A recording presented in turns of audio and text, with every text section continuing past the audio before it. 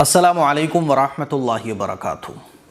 قیامت کی جو نشانیاں اللہ کے نبی صلی اللہ علیہ وسلم نے بیان فرمائی ہیں، چھوٹی چھوٹی نشانیاں، بڑی بڑی نشانیاں، تو بہت ساری ایسی نشانیاں ہیں جو ظاہر ہو چکی ہیں، اور جو قیامت کی چھوٹی چھوٹی نشانیاں ہیں اس کے بارے میں ہم لوگ سنتے ہی رہتے ہیں، جیسے کہ گانا بجانا عام ہو جائے گا، ماں باپ کی قدر نہیں کی جائے گی، بیویوں کے غلام بن جائیں گے لوگ، صحیح غلط میں فرق ختم ہو جائے گا، جھوٹ عام ہو جائے گا، امانت میں خیانت ہونے لگے گی، کرایہ دار جو ہے نا مکان پر قبضہ کرنے لگیں گے۔ یہ تمام کی تمام وہ چیزیں ہیں جو ہم لوگ جانتے ہیں کہ بھئی یہ چھوٹی چھوٹی نشانیاں ہیں۔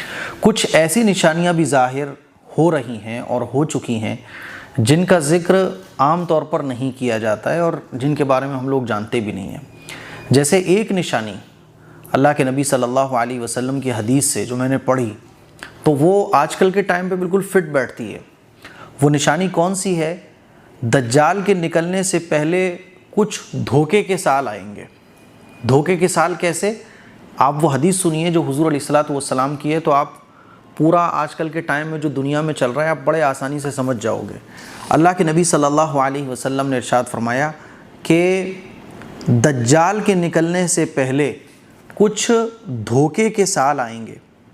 وہ دھوکے کے سال کیسے ہوں گے کہ ان میں سچے کو جھوٹا کہا جائے گا اور جھوٹے کو سچا سمجھا جائے گا، خیانت کرنے والے کو امانت دار اور امانت دار کو خیانت کرنے والا سمجھا جائے گا، اور رویبضہ خوب بولے گا۔ تو صحابہ نے پوچھا کہ یا رسول اللہ یہ رویبضہ کون ہے؟ تو آپ صلی اللہ علیہ وسلم نے ارشاد فرمایا کہ لوگوں کے اہم معاملات میں بولنے والا نالائق اور نااہل شخص۔ انڈیا پاکستان کی جب جنگ ہوئی تو کون بولا بیچ میں؟ ایسے ہی ایران اور اسرائیل کی جنگ ہوئی تو بیچ میں کون بولا؟ ایسی پوری دنیا میں جب کچھ معاملہ ہوتا ہے تو کون بولتا ہے؟ آپ دیکھ سکتے ہیں۔ تو اس حدیث کو ذرا سمجھو، آج کل جو چل رہا ہے اس کے مطابق تو یہ دھوکے کے سال چل رہے ہیں کہ نہیں چل رہے ہیں؟ سچے کو جھوٹا کہا جاتا ہے اور جھوٹے کو سچا سمجھا جاتا ہے۔ نہیں صاحب، ایران کو ہم نیوکلیر ویپن نہیں بنانے دیں گے۔ کیوں جی؟ کیونکہ ایران پوری انسانیت کے لیے خطرہ ہے، یہ کہا جا رہا ہے۔ اور اگر آپ پوری دنیا پر نظر ڈالیں تو نیوکلیر بم جو برسایا ہے وہ امریکہ نے برسایا ہے۔ امریکہ نے داغا نیوکلیر بم سب سے پہلے، جو انسانیت کا سب سے بڑا جھنڈا اٹھائے ہوئے کہتا ہے کہ ہم تو انسانیت کو زندہ کرنے والے لوگ ہیں، ہم تو شانتی پوری دنیا میں قائم کرنے والے لوگ ہیں۔ تو آپ ذرا غور کریں گے تو پتہ چلے گا کہ یہ دھوکے کے سال ہیں۔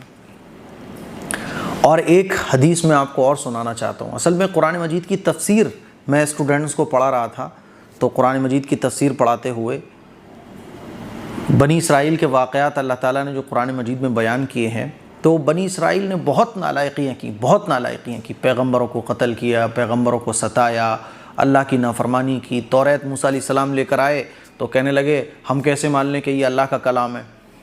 تو حضرت موسیٰ علیہ السلام 40 آدمیوں کو لے کے کوہ طور پر گئے، اللہ تعالیٰ نے کہا کہ ٹھیک ہے یہ ہماری کتاب ہے، تم اس کو فالو کرو۔ تو کہنے لگے ہم کیسے مانیں کہ یہ اللہ تعالیٰ بول رہے ہیں، ہم تو دیکھیں گے اپنی آنکھوں سے۔ تب اللہ تعالیٰ نے ان پر عذاب نازل کیا۔ پھر دوبارہ بہرحال حضرت موسیٰ علیہ السلام کی درخواست پر وہ زندہ ہوئے، تو اپنے لوگوں کو آ کے بتا رہے ہیں کہ اللہ نے تو یہ کہا ہے کہ عمل کر سکو تو کر لو ورنہ کوئی بات نہیں ہے۔ یعنی مکائیوں سے بھرے ہوئے، منہ اور سلوہ مل رہا ہے تو کہنے لگے جی اس سے تو ہمارا دل بھر گیا، ہم تو ترکاریاں اور سبزیاں وغیرہ کھائیں گے، یہ ہم سے نہیں چل رہی ہیں۔ اللہ تعالیٰ نے کہا کہ اس بستی میں سجدہ کرتے ہوئے جھک کر جانا، اللہ سے مغفرت طلب کرتے ہوئے، تو اس لفظ کو ہی بدل دیا۔ آپ واقعات پڑھے ہوں گے آپ نے یا سنے ہوں گے، تو بنی اسرائیل یہ حد سے زیادہ نافرمان قوم تھی اللہ تعالیٰ کی۔ تو اللہ تعالیٰ نے قرآن مجید میں ان کی نافرمانیوں کو بیان کرتے ہوئے ایک جگہ اللہ تعالیٰ نے ارشاد فرمایا کہ ان کی نافرمانیوں کی وجہ سے ہم نے ان کو طرح طرح کے عذاب میں مبتلا کیا، اور ان کی لگاتار نافرمانیوں کی وجہ سے وَإِذْ تَأَذَّنَ رَبُّكَ لَيَبْعَثَنَّ عَلَيْهِمْ إِلَى يَوْمِ الْقِيَامَةِ مَنْ يَسُومُهُمْ سُوءَ الْعَذَابِ إِنَّ رَبَّكَ لَسَرِيعُ الْعِقَابِ وَإِنَّهُ لَغَفُورٌ رَحِيمٌ۔ یہ سورہ الاعراف میں اللہ تعالیٰ نے بنی اسرائیل کے قصوں کو، جو بھی انہوں نے نافرمانیاں کی، اس کو اللہ تعالیٰ نے خوب بیان کیا ہے۔ تو اللہ تعالیٰ فرما رہا ہے ان کی مسلسل نافرمانیوں کی وجہ سے اللہ تعالیٰ نے یہ اعلان لگوا دیا ہے اب کہ قیامت قائم ہونے تک، قیامت کے دن تک ان یہودیوں پر، ان بنی اسرائیل پر اللہ تعالیٰ کی طرف سے کوئی نہ کوئی ایسا شخص مسلط رہے گا جو ان کو عذاب پہنچائے گا، جو ان کو تکلیفیں پہنچائے گا، یعنی ان کو سکون سے جینے نہیں دے گا۔ اور آگے اللہ تعالیٰ ارشاد فرماتا ہے وَقَطَّعْنَاهُمْ فِي الْأَرْضِ أُمَمًا، اور ایک عذاب ان کے اوپر اللہ تعالیٰ نے یہ مسلط کر دیا کہ ان کو ٹکڑیوں میں بانٹ دیا زمین کے اندر، یعنی یہ پوری دنیا کے اندر بکھرے ہوئے رہیں گے، ایک ساتھ نہیں رہ پائیں گے۔ تو اس آیت کی تفسیر پڑھتے ہوئے اس آیت کے ترجمے کو پڑھتے ہوئے میرے ذہن میں یہ آیا کہ یہودی تو اگر آپ دیکھیں تو اپنا پورا ملک بنا کے رہ رہے ہیں، اسرائیل پورا ان کا ملک ہے۔ قرآن میں اللہ تعالیٰ فرماتا ہے کہ اللہ تعالیٰ زمین میں ان کو کبھی ایک جگہ جمع نہیں ہونے دے گا، تو اس کا کیا مطلب ہے؟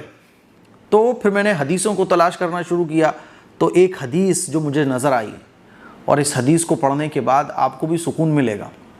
وہ حدیث کیا ہے کہ ایک شارٹ ٹائم قیامت سے پہلے ایسا آئے گا، ایک ٹائم ایسا آئے گا، یعنی اللہ تعالیٰ کی طرف سے ان کے اوپر عذاب بھی رہے گا، یہ پوری دنیا کے اندر بکھرے ہوئے پڑے رہیں گے، ان کی اپنی کوئی طاقت نہیں ہوگی، لیکن پوری دنیا میں قیامت قائم ہونے سے پہلے ایک ٹائم ایسا آئے گا جس میں یہودی ایک جگہ جمع ہو جائیں گے۔ وہ حدیث سنیے آپ، نبی کریم صلی اللہ علیہ وسلم نے ارشاد فرمایا، اور یہ بالکل صحیح حدیث ہے، اللہ کے نبی صحیح مسلم میں موجود ہے، اللہ کے نبی صلی اللہ علیہ وسلم نے ارشاد فرمایا قیامت اس وقت تک قائم نہیں ہوگی جب تک مسلمان یہودیوں سے قتال نہ کر لیں۔ تو مسلمان ان کو خوب قتل کریں گے، یعنی لڑائی ہوگی، جنگ ہوگی تو مسلمان ان کو خوب قتل کریں گے، یہاں تک کہ یہودی پتھر یا درخت کے پیچھے پناہ لے گا۔ جنگ ہوگی تو جنگ میں مسلمان ان پر حاوی ہو جائیں گے، تو یہودی چھپیں گے پتھر یا درخت کے پیچھے، تو درخت یا پتھر کہے گا اے مسلمان، اے اللہ کے بندے، یہ یہودی میرے پیچھے ہے، تو آ کر اس کو قتل کر دے۔ مگر غرقد نامی درخت ایسا نہیں کرے گا، کیونکہ وہ یہودیوں کا درخت ہے، یہ اللہ کے نبی نے بیان فرمایا۔ تو اب کیسے وہ پتھر اور درخت بتائے گا؟ آپ دیکھیے آج کی مشینری اور آج کل کا کیمرہ سسٹم اور پورا آپ سسٹم دیکھیے ٹیکنالوجی کا، کون کہاں چھپا ہے فوراً سائرن بج جاتے ہیں، سب کچھ بچ جاتا ہے، بتا دیا جاتا ہے، ٹیکنالوجیز کے ذریعے پورا ایک سیکیور سسٹم تیار ہو جاتا ہے، تو یہ سب کچھ ہوگا۔ آپ دیکھیے آج کل ایسا پاسبل ہے۔ تو اس حدیث کو پڑھنے کے بعد پتہ چلا کہ اچھا اللہ نے جو قرآن میں بیان کیا وہ تو ہے ہی، لیکن ایک شارٹ ٹائم ایسا آئے گا۔ تو اب اگر آپ دیکھیں تو یہودی پوری دنیا سے جمع ہو گئے، کہاں؟ فلسطین کے اندر، اور فلسطین کے 90% ایریے پر انہوں نے قبضہ کر لیا، اور پھر 1947 کے بعد اسرائیل کا وجود آیا، اسرائیل کا قیام ہوا، اور اسرائیل کا جب قیام ہوا تو اس سے یہ پتہ چلا اللہ کے نبی نے جو حدیث بیان فرمائی ہے، اس حدیث میں جو کچھ اللہ کے نبی نے بیان فرمایا وہ ہم اپنی آنکھوں سے دیکھ رہے ہیں کہ پوری دنیا سے یہودی اکٹھا ہوئے اور فلسطین میں انہوں نے اسرائیل کا قیام کیا، اور انشاءاللہ یہی ان کی آخری جب جنگ ہوگی ایمان والوں سے، حضرت مہدی آئیں گے، حضرت عیسیٰ علیہ السلام آئیں گے، تو پھر یہی ان کا آخری وقت بنے گا، یہ مغلوب ہو جائیں گے انشاءاللہ۔ تو اس حدیث کو پڑھیں آپ تو سمجھ آتا ہے کہ دیکھو، ایک تو وہ جو پہلی حدیث میں نے آپ کو سنائی تھی کہ چند جھوٹ کے سال آئیں گے، وہ جھوٹ کے سال چل رہے ہیں، اور یہ حدیث کو آپ پڑھیں تو دیکھیں یہ حدیث کو سامنے رکھتے ہوئے اگر آپ دیکھیں تو پوری دنیا سے یہودی اسرائیل میں اکٹھے ہو رہے ہیں، اور ان کے پاس طاقت بھی دیکھیں کتنی آ رہی ہے کہ مڈل ایسٹ میں انہوں نے کیسی اپنی چودراہٹ کو بنا کے رکھا ہوا ہے۔ تو مجھے ایسا لگتا ہے کہ اب وہ وقت قریب ہے، وَمَكَرُوا وَمَكَرَ اللَّهُ وَاللَّهُ خَيْرُ الْمَاكِرِينَ، کہ دنیا والے چالیں چلتے ہیں اسلام اور مسلمانوں کے خلاف، لیکن وہ یہ بھول جاتے ہیں کہ اللہ تعالیٰ بہترین تدبیر کرنے والا ہے کہ ان کی چالیں خود ان کے اوپر الٹی پڑ جاتی ہیں۔ تو یہ جو غزہ کے اندر مظلوم فلسطینی، ان کی قربانیاں، ان کی شہادتیں انشاءاللہ ضائع نہیں جائیں گی، بہت جلد وہ وقت قریب آنے والا ہے۔ وہ وقت کب آئے گا؟ جب ایسا ہوگا جو حدیث میں بیان کیا گیا، تو اس کے بارے میں ہم کچھ نہیں جانتے، اس میں 50 سال بھی لگ سکتے ہیں، 100 سال بھی لگ سکتے ہیں، 200 سال بھی لگ سکتے ہیں، کیونکہ 60 سال تو تقریباً ہو گئے نا، 70 سال تو ہو گئے نا اسرائیل کو وجود میں آئے ہوئے، تو اب دھیرے دھیرے یہ پیک لیول پہ پہنچ رہی ہے اسرائیل کی نالائقیاں، تو انشاءاللہ وہ وقت قریب آئے گا۔